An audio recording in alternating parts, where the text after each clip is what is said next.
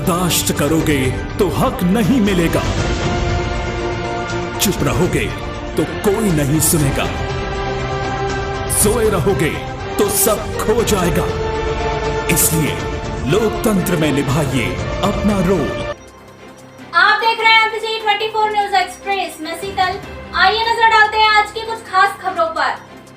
पूर्व विधायक किशोर समृद्धि पर पंजीबद्ध हुए मामले में कितनी सच्चाई है या नहीं है, यह करेगा न्यायालय तय। माननीय किशोर समृद्धि जनता द्वारा वर्ष 2007 में उपचुनाव से निर्वाचित जनप्रतिनिधि हैं, जिन्हें लांजी क्षेत्र की जनता ने जिले में रहते हुए अपने मताधिकार का प्रयोग करते हुए जन आशीर्वाद प्रदान किया था, जो कि अपने आप में लोकतंत्र की एक बहुत बड़ी जीत थी। समय समय पर पूर्व विधायक किशोर समृद्धि के द्वारा विधानसभा क्षेत्र, लोकसभा क्षेत्र व प्रदेश व राष्ट्रीय स्तर के जनहित के मुद्दों को उठाया जाता रहा है, जिसके चलते भ्रष्टाचारियों व माफियाओं को होने वाले नुकसान को हमेशा राजनीतिक रंग दिया जाता रहा है, जिसका प्रत्यक्ष उदाहरण राजेश पाठक द्वारा की गई शिकायत व भरवेली थाने द्वारा आईपीसी की धारा 386 और 390 के तहत प्रथम सूचना पर रिपोर्ट दर्ज की गई व उन्हें जिला न्यायालय बालाघाट में पेश किया गया। हम अपने दर्शकों को बताना चाहेंगे, यह वही राजेश पाठक है जिनका नाम बालाघाट जिले में हो रहे अवैध रेत उत्खनन व रेत माफियाओं के साथ समय समय पर जोड़ा जाता रहा है।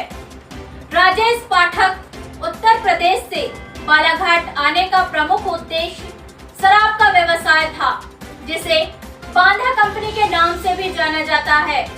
लगभग 25 वर्षों से राजेश पाठक द्वारा शराब बिक्री से संबंधित कार्य को किया जाता रहा है।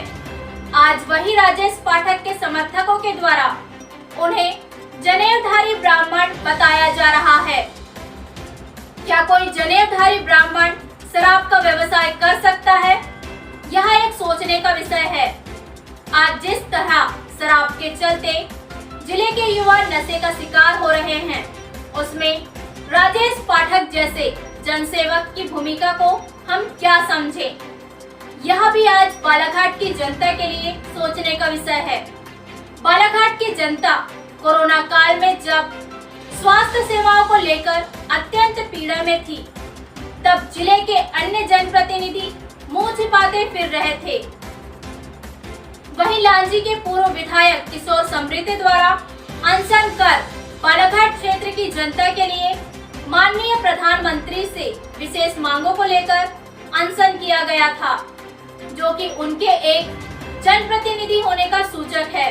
किसी समय में तथाकथित जनसेवक द्वारा जिले में कच्ची व अवैध शराब बिक्री तथा जिले भर से अवैध रेत उत्खनन का कार्य जोरों पर किया जा रहा है। विगत दिनों राजेश पाठक के समर्थकों द्वारा एक प्रेस कॉन्फ्रेंस ली गई थी, जिसमें राजेश पाठक के समर्थकों द्वारा किशोर समृद्धि को चेतावनी धमकी के स्वरूप में दी गई, जिसका प्रमाण एमपीसी 24 न्यूज एक्सप्रेस के पास उपलब्ध है। आज भरवेली पुलिस द्वारा पूर्व विधायक किशोर समृद्धि को मीडिया से बात नहीं करने दिया गया, जो कि पूरे प्रकरण पर संदेह की स्थिति निर्मित होती है। अब इस पूरे प्रकरण में यह देखना होगा कि पूर्व विधायक किशोर समृद्धि के राजेश पाठक के ऊपर लगाए गए आरोप सत्य प्रतीत हो पाएंगे या राजेश पाठक द्वारा पंजीबद्ध कराए गए प्रकरण को न्यायालय में सिद्ध किया जा सके। यह पूरा प्रकरण आज के घटनाक्रम के बाद एक अलग ही दिशा में जा रहा है। आज न्यायालय में जब पुलिस द्वारा केस डायरी माननीय न्यायाधीश के समक्ष पेश की गई, तो इसमें धारा 352 का भी इजाफा किया गया। सूत्रों के अनुसार इस पूरे प्रकरण में किशोर समृद्धि के द्वारा विधिवत रूप से अपनी रणनीति तय की गई है, जो जल्द ही न्यायालय के समक्ष पेश की जाएगी, जिसके परिणाम रोचक व दिलचस्प होंगे। अब देखना यह है कि इस पूरे प्रकरण में किशोर समृद्धि द्वारा क्या कदम उठाए जाएंगे। आज न्यायालय द्वारा किशोर समृद्धि तेज को रविवार होने के चलते जेल भेज दिया गया है और पुलिस के द्वारा चाही गई रिमांड के आवेदन को निरस्त किया गया है। MPC 24 न्यूज एक्सप्रेस के लिए बालाघाट से मिलिंद भालेकर की रिपोर्ट। योगेश समृद्धि किशोर समृद्धि आज किशोर समृद्धि की जमानत की याचिका लगी थी, क्या हुआ, क्या मामला है? ये जो मुकदमा है तो कैसा है, ये शराब माफिया और रेत माफिया के दबाव में प्रशासन ने बनाया है और पूरे षड्यंत्र के साथ में मुकदमा बनाया गया है। और इस मुकदमे में हमको न्यायपालिका के ऊपर विश्वास है कि हमें न्याय मिलेगा, क्योंकि प्रशासन तो हमें बिल्कुल सहकार्य नहीं करेगा और उनकी ज़्यादा से ज़्यादा कोशिश रहेगी कि किशोर समृद्धि के पूर्व विधायक है उनको प्रताड़ित कैसे किया है। उसके लिए वो सारे हथकंडे अपना रहे हैं, क्योंकि वो उनकी जितने भी चरित्र था, जो भी वो लोग अभी तक के कर रहे थे अवैध कारोबार, उसको पूरा उजागर करने का काम मेरे बड़े भाई साहब ने किया। इसलिए यहाँ का कलेक्टर, SP सब उनको षड्यंत्र के तौर पे फंसा करके जेल भिजवाना चाहते थे और वो अपनी साजिश में कामयाब होते दिख रहे हैं। हमें न्यायालय पे विश्वास है, हम न्यायालय में जाकर के मांग करेंगे और ये जो शराब माफिया और रेत माफिया के कहने पे जो प्रशासन चल रहा है, उनको आज नहीं कल इसके दुष्परिणाम उनको भोगने पड़ेंगे। इसके लिए उनको भी तैयारी करके रहना है कि उनकी लड़ाई अब किशोर समृद्धि के साथ में फेस टू फेस होने वाली है, तो ये लड़ाई के लिए वो भी तैयार रहे। हम तो अपना तैयारी कर चुके हैं, बाकी की तैयारी अब उनको करना है। भैया जो आरोप लगाए जाते हैं समृद्धि जी की तरफ से, जो समाज सेवी है और जो दूसरे लोगों पे है, जो 2 लाख गाय कटवा दी है, जांच में ऐसे सारे आरोपियों निराधार पाए गए हैं और उनके द्वारा पूर्व में जो 2 पुलिस के जो कर्मचारी उनके हत्या के भी आरोप लगाए गए, तो उसमें भी जांच में ये पाया कि वो भी निराधार। वो कांस्टेबल गायब हुआ तो अभी तक पुलिस ने अपने कांस्टेबल की जांच क्यों नहीं करवाई मौत? लेकिन जिस समय की वो बात कर रहे हैं उस समय तक तो राजेश पाठक जी यहाँ आई भी नहीं। राजेश पाठक का उस टाइम ठेका शुरू हो चुका था बांदा कंपनी के साथ में। गलत बोल रहे हो आप। 2 लाख गायों को कटाने का आरोप टोटली पूरे बाजार ठेकेदारों को पैसा फाइनेंस करने का काम राजेश पाठक करता है। लेकिन गायों को कटाना दोनों अलग अलग मैटर है। एक ही है ना, पैसा देकर के गाय खरीदवाना और कटवाना, तो फर्क क्या है?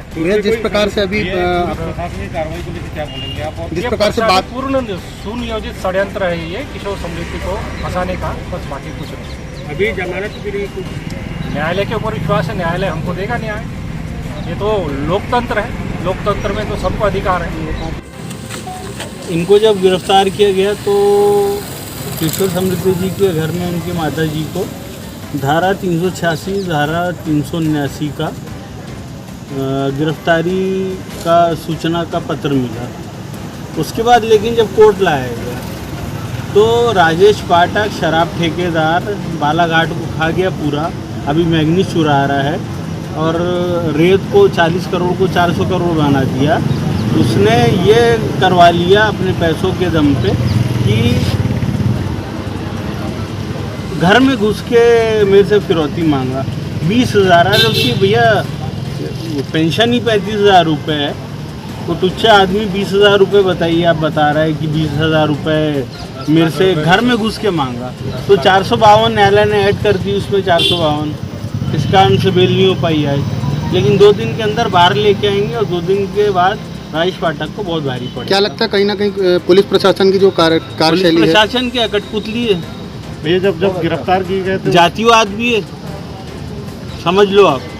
जब गिरफ्तार किया गया था तब कौन सी धारा लगी थी और अभी जिस धारा में गए हैं क्या? 386, 386 यानी किसी को 10 साल से लेकर मृत्युदंड तक आजीवन कारावास की सज़ा में फंसाने की कोशिश करना या धमकी देना। 386 किसी से पैसे रंगदारी से मांगना। तो अब ये बोलते घर में घुस के मांगे, कहीं महीनों सालों से कोई टच नहीं इनका। इनने इसलिए करे हैं ये सब क्योंकि जो 40 करोड़ का ठेका हुआ था, लॉकडाउन के चलते में राजेश पाठक जी रेत नहीं निकाल पा रहे थे और उसके बाद में उनने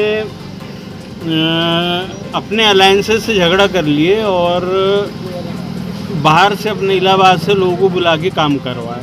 तो किशोर समृद्धि जी ने इस चीज़ का प्रकाशन करवाया कि कलेक्टर साहब जो है पार्टनरशिप में है, ठीक है, और ये 40 करोड़ का 400 करोड़ की रेड निकाल रहे हैं। तो उससे क्षुब्ध होकर प्रशासन भी खिलाफ था और उसके बाद में ये ज़बरदस्ती का राजेश पाठक के खिलाफ में समाचार लगाए, ये उसका है।